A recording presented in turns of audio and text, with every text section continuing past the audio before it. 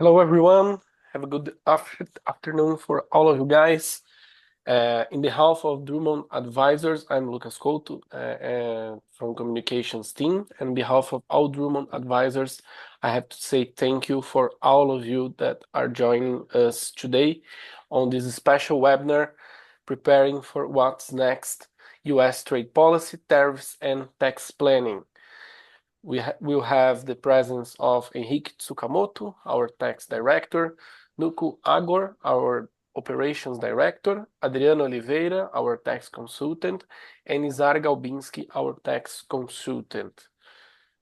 So a quickly reminder for all of you that is with us on the Zoom platform. For you guys, you can have this webinar translated to Portuguese.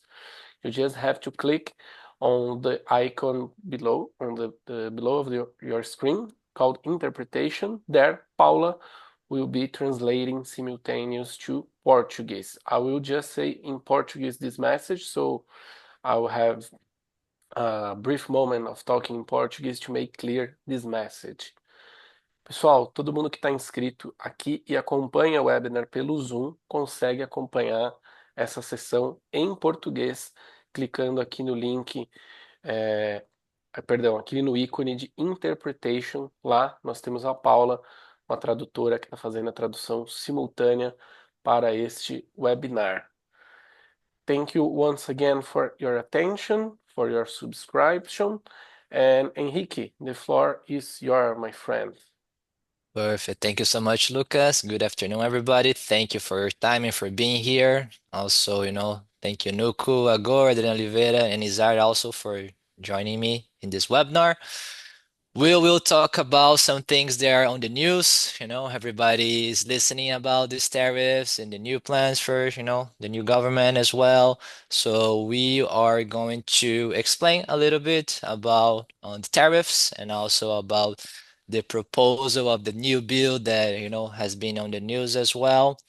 So let's go through the agenda, Lucas, please.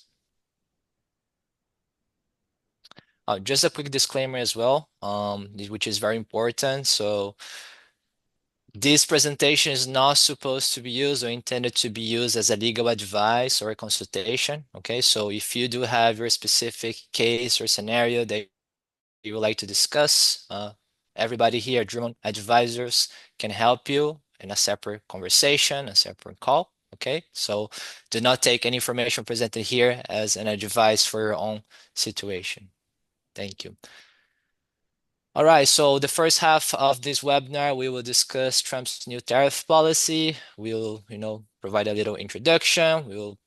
And a little overview about the tariffs, some bilateral trade talks, and legal and diplomatic updates that have been going on in the past few weeks, how it impacts, the global economy and the international response to the tariffs, and also, of course, we're going to talk a little bit about the impact in Brazil and Brazil response to the tariffs.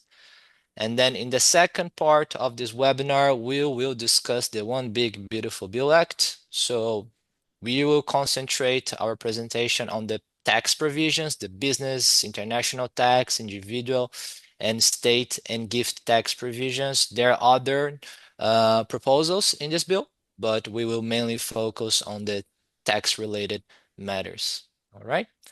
And for now, I'm going to call Nuku, our operations director, to present a little bit about and talk a little bit about Drummond and get started with the webinar. Nuku, please. Great.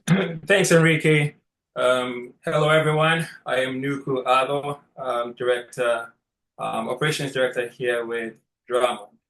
So Drummond is an accounting firm. We have complete accounting, internationalization, taxes, legal, tax planning, and investments services that we provide to clients. We have the full internationalization journey that we support clients with. We've been in business over 14 years. We have offices in the US, offices in Brazil, in Belo Horizonte. We have offices in Sao Paulo. We have a location in Rio. Boston, Miami, Orlando, and we have 11,500 active clients at this point. We have a team of 300 professionals. We're always looking for great people. We're always looking for great clients. So we keep expanding, and we are looking to share some of our knowledge with you today and to see how we can help you in the future. Okay, so let's dive into why most of us are here today, which is to talk about some of these new policies that are coming in play. And we'll start with the Trump tariff policy. So let's set the stage for it. In January 2025, Donald Trump resumed his US presidency. Immediately, he shook up the trade policy. He launched a sweeping reciprocal trade and tariffs policy aimed at protecting US competitiveness, sovereignty, and economic security. Under his plan, the US broke from decades of free trade norms by imposing a 10% across the board tariff on nearly all imports. In other words, almost every product that is coming into the US now faces this baseline 10% import tax. On top of that, President Trump's policy also adds country-specific tariffs for nations with large trade surpluses with the US. So the idea here is reciprocity, right? That if a country is selling far more to the US than it buys from the US, it gets hit with a higher tariff rate. For example, we have China, which is the biggest trade surplus, which has the biggest trade surplus with the US at this point, okay? And they have extremely high tariffs that were imposed on them. Those with balanced trades with the US, like the UK and some of our allies, maybe Israel, Japan, they were able to stay that tariff at the base 10%. Okay, so the key point here is this new tariff regime is a dramatic U-turn and shift from the trade policy that the US has had over the last many years. I think the last time we were around this area was in the 1930s when there was the Second World War. But since then, most years has seen the US not really have tariffs until Trump's first term when he came around. And so this is very new and it's having a dramatic impact around the world. But from the president's perspective and his team's perspective, they feel this is good for the US and the American people because it helps bring back manufacturing and some of the more strategic industries that had left the US in the past years, that they're able to bring those back because of those high tariffs. So in that sense, from the US perspective, it's a good thing, but from everyone else's perspective, not so great, as it's causing turbulence across many industries around the world, and some of those countries are pushing back on this new tariff regime. Okay, we'll go to the second slide. So let's break down what really happened in the month of April. So April 5th, President Trump justified the tariffs that he had by invoking these emergency powers, specifically the International Emergency Economic Powers Act. He declared that the large US trade deficit itself posed a threat to US national security.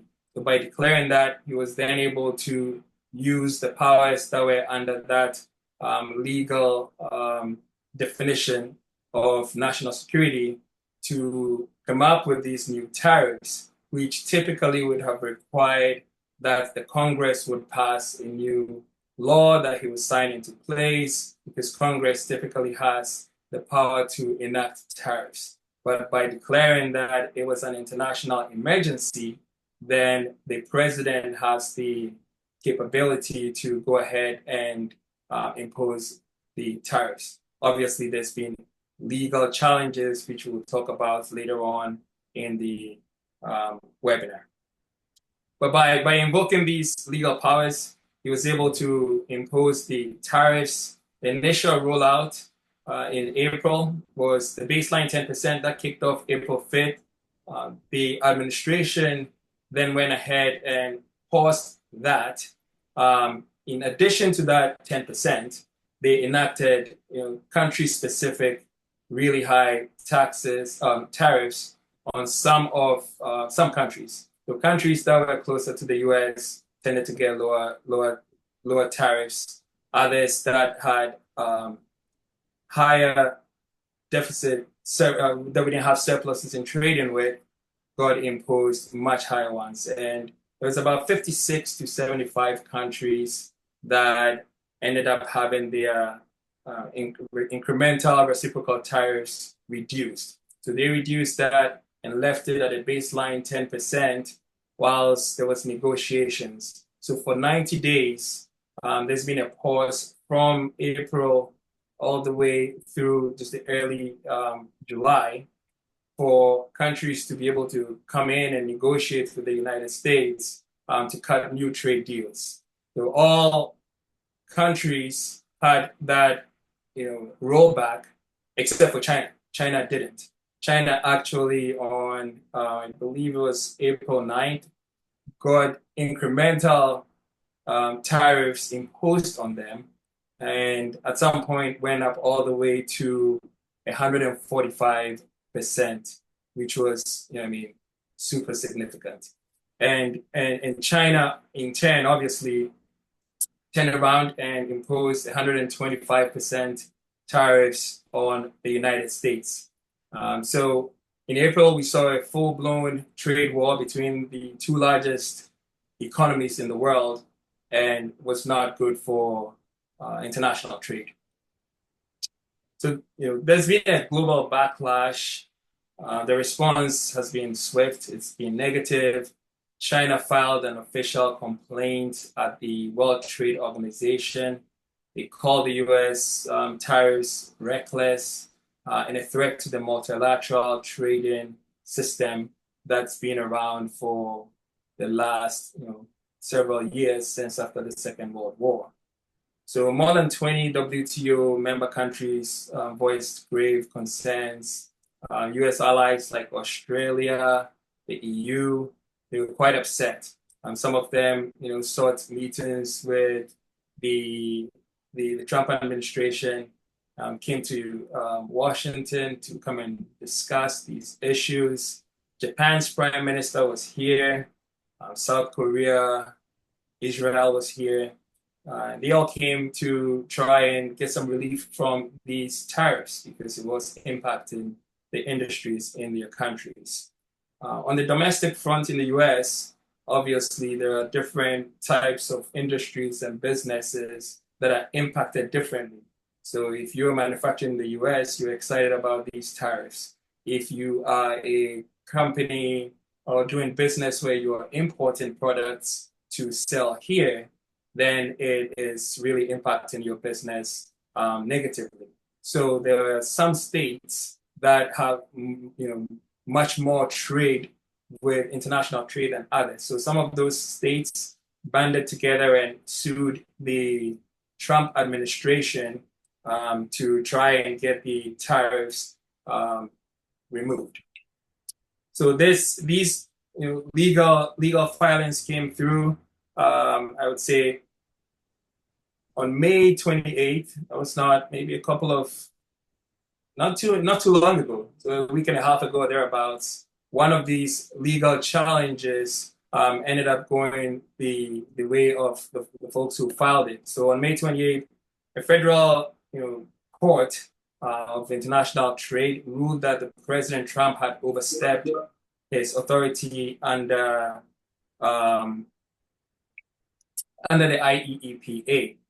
Okay, So the court concluded that these tariff settings largely, were Congress's power, and that the Trump administration couldn't continue with these tariffs. But the Trump administration was able to go in and try to get an injunction on this ruling, and have since been able to stop it. But yeah, so that's what happened in April.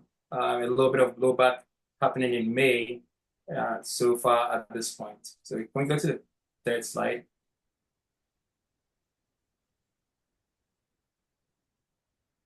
Okay, so with the high tariffs that have been in place at this point, several countries have come in and try to negotiate with the US. The US and the Chinese negotiators met in Geneva in late May to try and diffuse the situation, because it was really impacting both sides. And prices have started going up in the US, and part of these negotiations, they were able to get a 90-day truce, which they call the Geneva Agreement. So under this accord, the US has agreed to scale back tariffs on Chinese imports from 145% down to about 30%. And China similarly has slashed its retaliatory tariffs from 125% down to 10%. So both sides pledged not to impose any more tariffs for 90 days and try and figure out a new approach to the trade relationship at this point. And one of the stipulations in there was that they wouldn't increase tariffs within this 90 days whilst they were trying to negotiate. Everyone thought it was going to be smooth sailing, but that didn't happen. So a few weeks after that negotiation, tensions have flared up again between the US and China. There's been issues related to technology and visas. The US has decided to revoke some of the visas of Chinese students in the US. And obviously China is not happy with that situation. There's also AI chips that China is looking to import from the US that the US is refusing to sell to them. On the Chinese side, rare earth minerals, which they would typically export for electronic industries to use in manufacturing, they have imposed, they're not selling it to the US anymore. So there is still some tensions, but they're still working through it. The countries like the UK have been able to negotiate a deal with the US. So in areas like agriculture, where you have, where they're selling beef and things like that, they've been able to get it down to manageable tariffs at this point. So the other 10%, and I keep on moving with it. So, if we're able to work through this, then we all come out ahead at the end. But it's the 90 days is getting closer, and so it looks like it's going to be an interesting June as some of these countries continue to work through it. So let's go to the next slide. Isaiah, if you want to take us from there, that'd be great. Okay, thanks, Luco. Now I'm going to discuss about global economic impact and international response. These measures sent shockwaves through the global economy. Analysts warn of rising prices in the West, disrupted supply chains, and a higher risk of global recession due to shrinking international trade flows. And the backlash was strong. China matched US tariffs, as Nuku said before, and European, Asian, and Latin American leaders condemned the actions. Several nations have initiated WTO challenges, citing violations of global trade norms, basically because of the most favored nation clause that exists under the WTO agreement. And okay, move please to the next slide. And now we're gonna see the impact on Brazil and Brazil's response. The 10% tariff base applied also to Brazilian exports. Sectors affected are aerospace, Embraer, auto parts, steel, and aluminum. If you compare to China, we cannot complain. Tariffs lighter compared to those on China. And from the political side, President Lula called tariffs arbitrary. And Brazil filed a WTO complaint over steel tariffs. And Brazil is trying to increase international trade with Mexico, Asia, and promoting regional unity. So I think this is the most important facts on the Brazil side up to this point. And I think we can move to the next subject. Perfect. Thank you, Zar. And then just one thing, guys, I think is very important. Also, we've been receiving a lot of questions from clients that do have US operation, and they are like, okay, so, I'm importing material products or things from China and in other countries. Like, what should I do? What is the best strategy? Should I do something right now? And then just to let you guys know that we do work with a lot of partners, in logistics and companies that are, on a daily basis dealing with this type of issues. And a lot of people are not advising on changing things abruptly, like all of a sudden, because things are changing every day. Every week we get different news about developments and new talks. So we believe that it's still very early and that still a lot of things are, will come in the next few months. So it's hard to, advise on that specific question, but I just wanted to let you guys know that, hey, we're here to help. Transaction prices are going to change if there are additional tariffs. There are transfer pricing implications, which we can help. There are tax planning opportunities.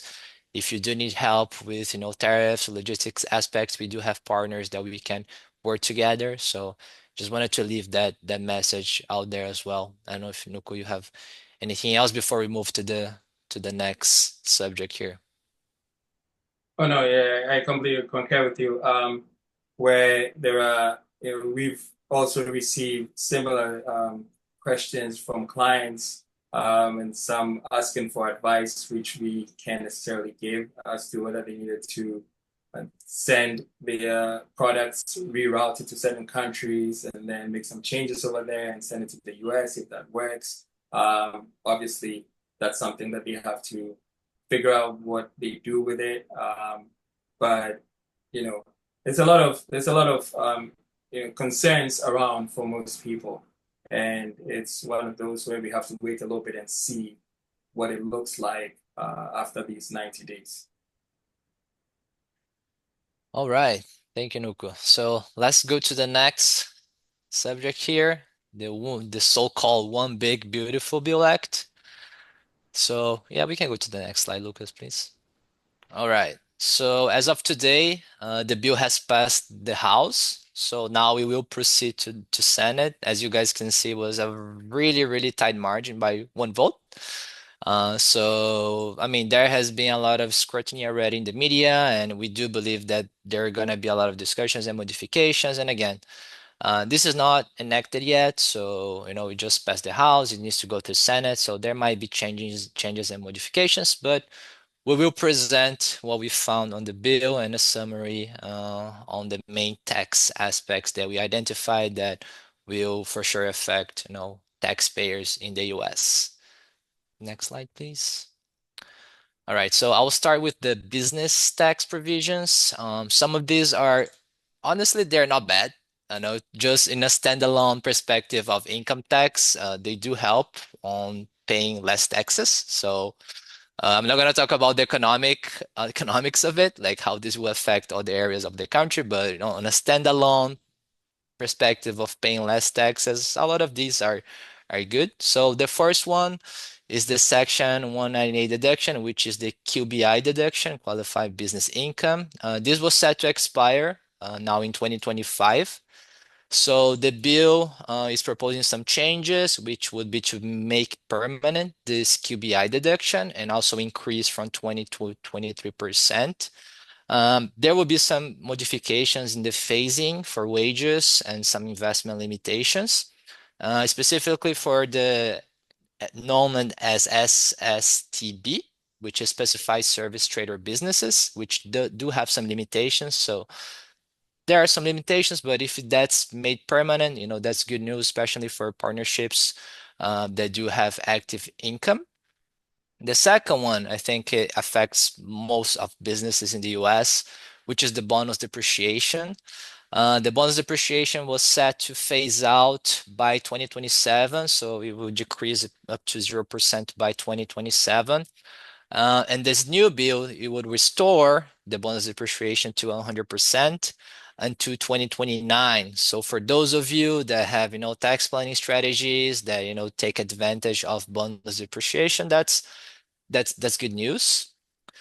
The third one is research and development expensing. So under the current law, if you do have research and development expenses, these must be capitalized and then amortized in 5 years. And then if those expenses, they're foreign expenses, these will be amortized in 15 years.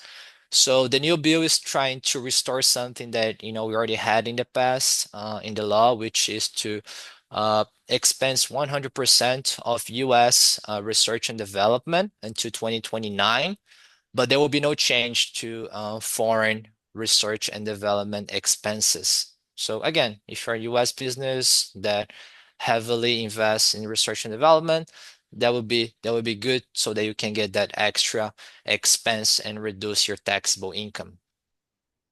The next one is the interest deduction limit, which is 30%. So current law, there's a limitation based on earnings before interest and tax. And the proposed bill would revert back this limitation to EBITDA until 2029. So basically, companies will have a higher limit since you can add back depreciation, amortization. So again, this would increase your interest deduction in the end of the day. The next one is the pass-through entity tax. So, under current law, this is assessed at the entity level. Basically, what this means, these are the deductions that you can have when you have state taxes, which can, there's a limit, there's a cap. In the end of the day, this would affect individuals a lot because some individuals, they do have partnerships. And then if you pay state taxes, there's a limit that you can use as itemized deduction. But some people use that loophole in order to consider the state payment of taxes as an ordinary loss. So then there will be no limit on the use of the state tax payment. So there is a tax, some tax planning strategies that can be used. So this is something that exists. And then the act will disallow this benefit, let's put it that way, for some specified service, trade, or businesses. So that's, I was saying that some of them are good. This is not that great for, professional services such as accountants, lawyers, or anybody that depends on, human services to produce and generate income. We can go to the next one, please, Lucas.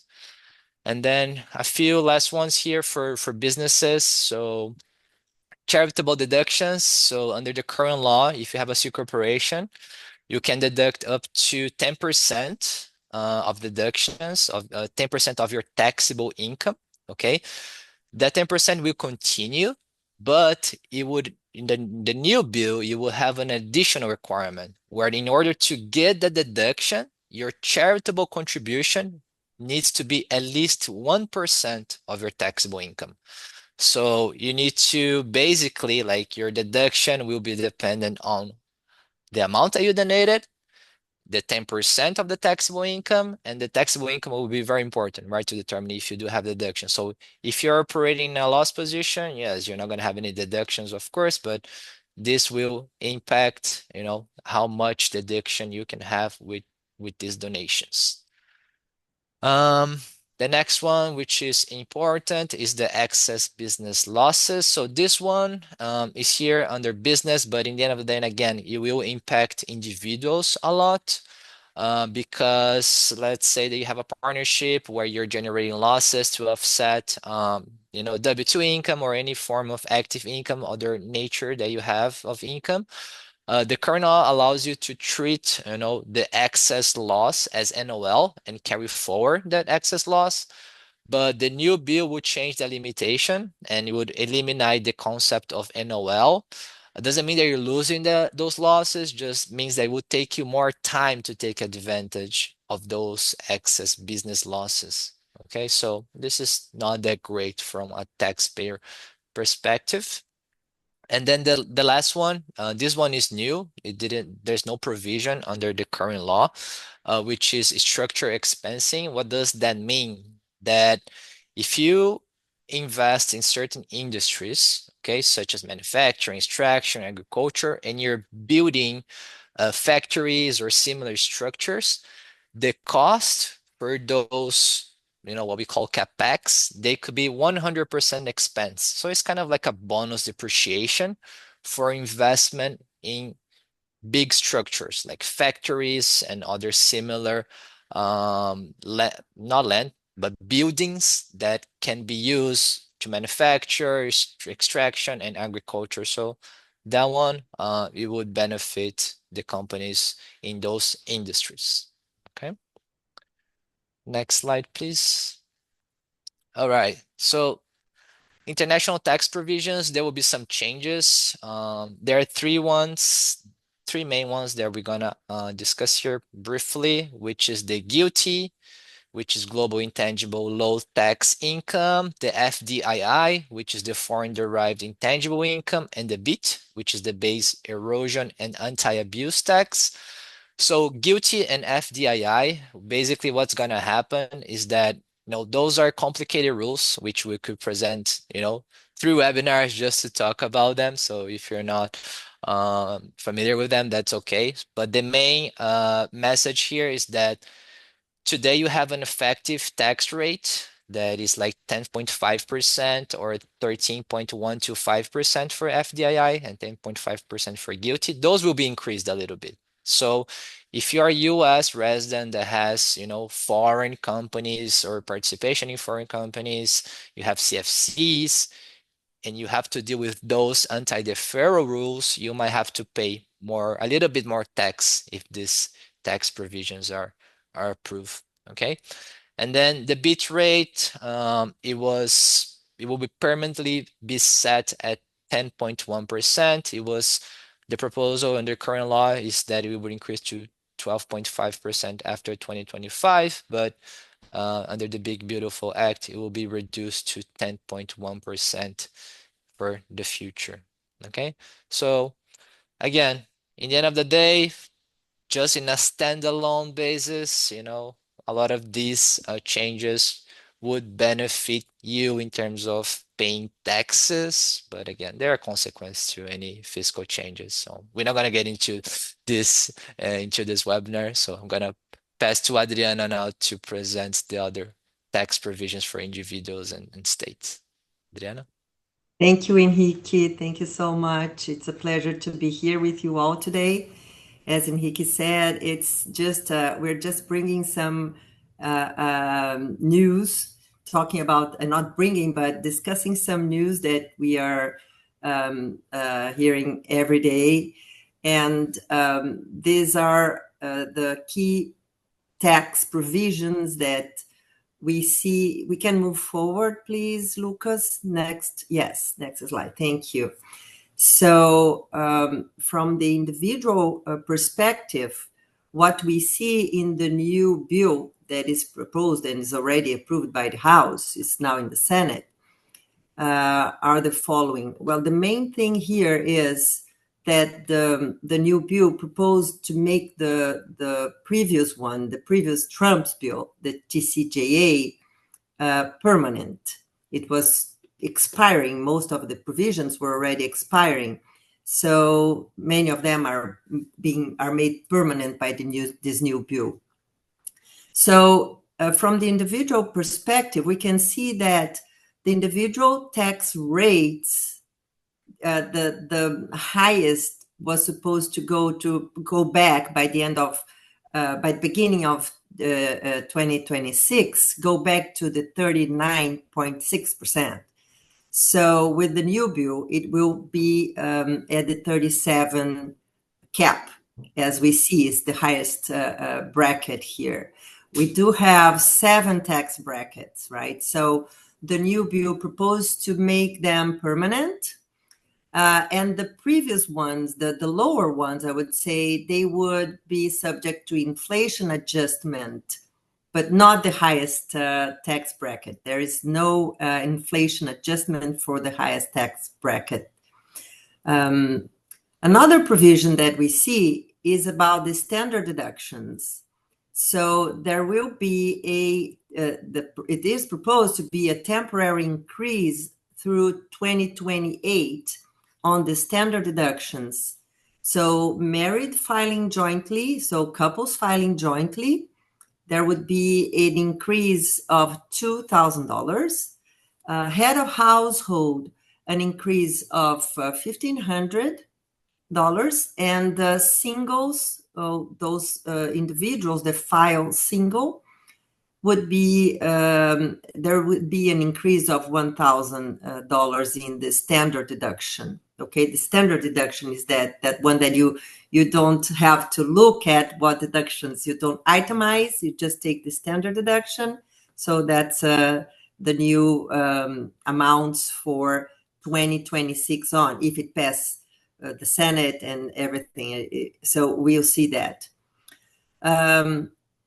So personal exemptions, they were already eliminated, and the new bill confirms and makes the elimination permanent. There is a senior deduction. There is a fixed additional amount for seniors, and the new bill proposed a temporary increase by $4,000 for 2025 to 2028. So we could see for this year already an increase of $4,000 in the senior deduction. That's above 64 years old, okay? The SALT deduction, that is the taxes that are capped to $10,000 nowadays. So the new bill propose a cap of $40,000, but with a phase down at high incomes. So this is one thing that is good if you are itemizing, but it doesn't make any difference if you take the standard deduction, okay? The itemized deductions, we have full value allowed nowadays, and the proposal in the new bill is that it's capped at 32 to 25% for top earners. So we still don't have many information on this, how it is going to work, but it's proposed there for 2026 on. Can we move on, please, Lucas, next? Okay. We have the interest of home mortgage interest. So if you have your home, your primary, secondary home, and you have mortgage on those properties, so there is a limit to the interest on the principal of $750,000. This is a temporary limit, but then the new bill is proposing to make it permanent. So we don't know if there are going to be an increase on the principal amount, but for now, what we see is that it's going to be kept in these limits. There is a new interest deduction that is being proposed here. That is this is good for the taxpayer. So that's a car loan interest. Nowadays, there's no deduction of the interest that you pay on a loan. If you lease your vehicle and you pay interest on that or loan, there is no deduction today. But the new bill is proposing a temporary deduction from 2025 to 2028 of up to $10,000 for vehicles with final assembly in the US. So this is another measure to promote and to benefit the US industry, of course. And there is a phasing out on high-income taxpayers for this deduction. We can move on, please, Lucas. So other key tax proposals that we see in the bill is the child tax credit, a little increase in that. So today is a $2,000 limit, $2,000 tax credit limitation. It is proposed to go to $2,500 through 2028, and then index from there on. There is an additional $1,700 tax credit that is made permanent. So this is another good thing in the new proposed bill. So the green energy credits, they are available so far, but they are phasing out, and they are proposed to phase out after 2025 for individuals.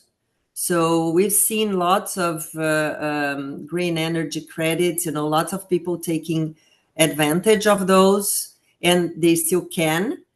So they will phase out after 2025.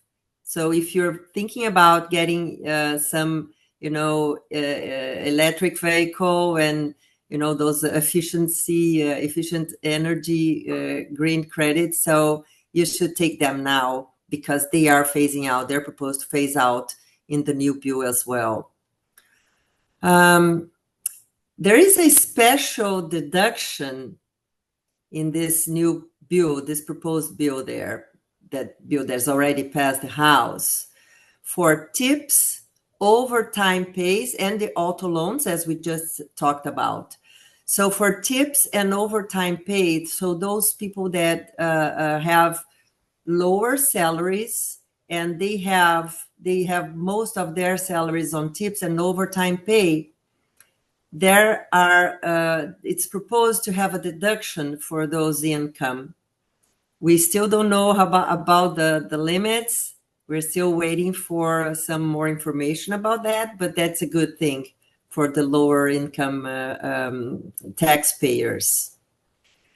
There is one tricky and new proposal there, like a very, as you can see there, it's a very quick, very brief